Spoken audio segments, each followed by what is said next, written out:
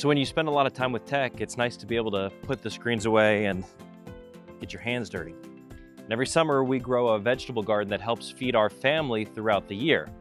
But it's a lot to keep up with, watering especially. So I built a smart watering system for my garden that uses a local weather station, soil sensors, and intelligent automations to make sure our garden gets water exactly when it needs it. It helps keep this thing growing without me having to worry too much about it.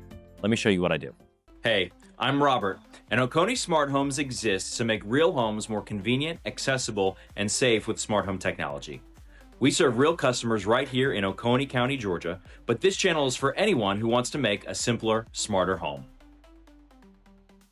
Having a vegetable garden at home is a great hobby, and it can genuinely put food on the table.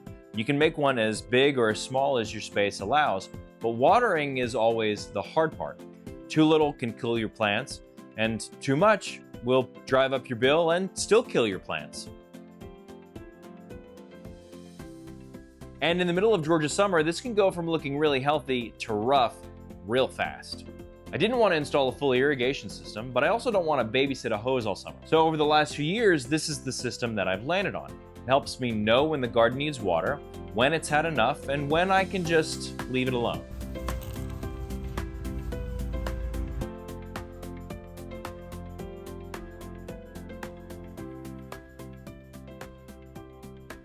Let's start with the brain of the operation, my Rachio sprinkler controller. I originally bought this for my lawn. My front yard has built-in irrigation, and the Rachio handles this extremely well. It knows my type of grass, how much water it needs, and uses local weather data to either skip watering when it rains or to add in extra watering when the Georgia heat starts cooking everything. Its flex schedules are fantastic, but the backyard and garden doesn't have irrigation. So instead, I'm using a spare zone on the Rachio specifically for the garden. That lets the Rachio do the hard part, determining when the garden actually needs water. But there's just one problem. It doesn't control my hoses. That's where the Aqua comes in. Now, technically, Rachio does have their own smart hose timer, and honestly, that's probably the easier thing to do, but I wanted a solution that specifically worked in Apple Home and kept the devices off of my Wi-Fi. This is basically a smart hose valve. You connect it to the spigot, turn on the water, and the Aqua decides when the water flows automatically. And the newest model has brass fittings on the inlet, which does make it more durable for outdoor life. The older version had some durability complaints. I also experienced it firsthand where the valve would wear down over time and leak, but these newer ones are totally solid. So now, Rachio decides if I should water, and the Aqua actually turns the water on. And the automations are the glue that tie these things together. And really, the setup is simpler than it sounds. Here's basically how it works. When the spare zone on the Rachio turns on, the Aqua follows. That's it. So instead of building complicated watering logic from scratch, I'm allowing the Rachio to do what it does best, weather-aware watering schedules, and using automations to extend that intelligence to my hose setup. Think of it like separating the brain from the hands. Rachio does the decision-making, and the Eve does the actual watering. Because all of this runs through my smart home, I can still add conditions, overrides, and backup automations if I need to.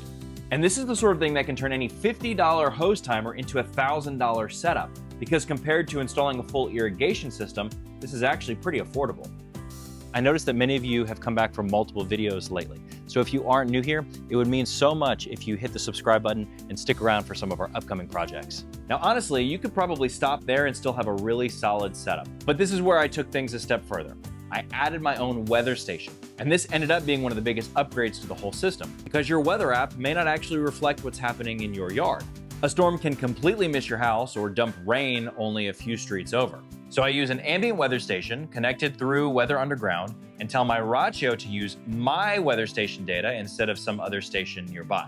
That means the watering decisions are based on the actual rainfall at my house, which is not only great for the garden, but for the lawn too, because nobody wants to be the guy watering the grass while it's raining. And then there's the final piece, soil moisture sensors. And this might be the thing that I'm the biggest nerd about. Right now, the main one I'm using is the YoLink solar moisture sensor. I like this one because it's solar powered and it uses the LoRa protocol so it can reach all the way to my garden from the house without any range issues. I'm using this in two different ways. First, as a condition, if the soil is moist enough, skip watering. Moist.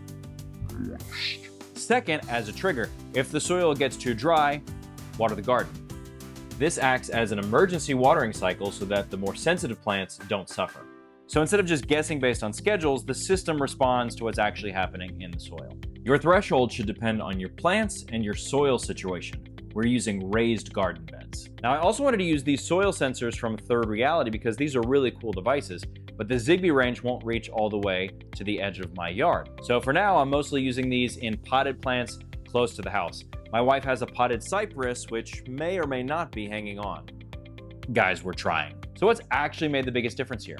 The Rachio is obviously the core of the system, as its weather intelligence keeps the automation logic simple because it already does the weather-based watering really well. The smart hose timers make this possible without having to invest in a full irrigation system. The soil sensors are nice because they give me some extra control of the watering, but the thing that elevated the whole setup for me was the weather station. I don't obsess over the weather data itself, but having truly local rainfall data has made my watering dramatically more accurate, especially during summer storms where one part of the neighborhood gets rain and the other part gets nothing. This setup definitely isn't perfect, but it's made a huge difference in how much time we spend managing the garden, which just means we get to enjoy it more. As for what's next, I think I need a few more smart hose timers so that I can control different sections of the garden independently, because blueberries don't need the same watering schedule as tomatoes. If only there was a way I could automate the planting. Just kidding. I still like getting my hands dirty. Remember? If you're automating your garden in a similar way, or even found a better way to do this, I would genuinely love to hear about it in the comments. And if you enjoy smart home automations that actually improve everyday life, subscribe and stick around. God bless you. See you next time.